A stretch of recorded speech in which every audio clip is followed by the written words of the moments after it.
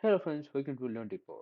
This is your one day, one step series, History of Python. Okay, the today's topic is History of Python, right? So, as you all familiar, who is the father of Python, I can say, is Guido van Rossum. Okay, he born in 1956 in Haarlem, the Netherlands. Okay, of course, Guido van Rossum did not develop and evolve all the Python components himself. Yeah, that's true. He started, right? He started it. And due to Python is an open source, like anyone can contribute to its development. Okay? Even you, after learning the Python, even you can contribute or make some function, library, something, module. You can make it, right? On your own. Okay.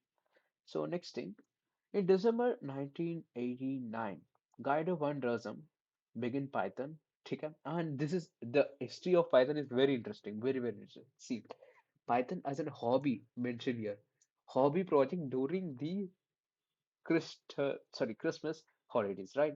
Aiming to create a simple, powerful scripting language inspired by ABC. For reference, ABC is also a programming language. As you see the history of C, Python, right? And for it is used in a Linux programmers, used by Linux programmers. And why Linux programmers? Why this came into picture? Because before developing the Python, Guido van Rossum worked as a programmer at the Centrum Viscae and Informatia. Okay, um, sorry if I mispronounced something. Okay, okay. See, he created the Python as an hobby project. So next thing, have you wondered why this Python name came? Like why he kept this, the project's name is Python. It's not because of that snake thing. No. It's because of this Monty Python's flying circus. It was famous in the like early before 90s, I can say before 90s. So that's why to recognize it's famous or it was worldwide famous TV show, right? So that he kept the name Python from this word. Okay. So what was his goal? His goal was Guido van Rossum defined his goal for Python is an easy and intuitive language. Okay. Just as powerful as those of the major competitors, right? One source, sorry, open source, it should be open source. So anyone can contribute to its development.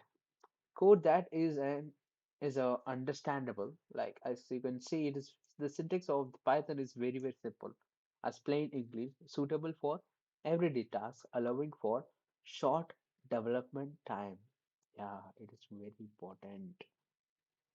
If you compare C, C++, right, Java, the syntax is very easy. The syntax is very easy. Syntax means the writing style is very easy, easy to understand. We can learn it quickly.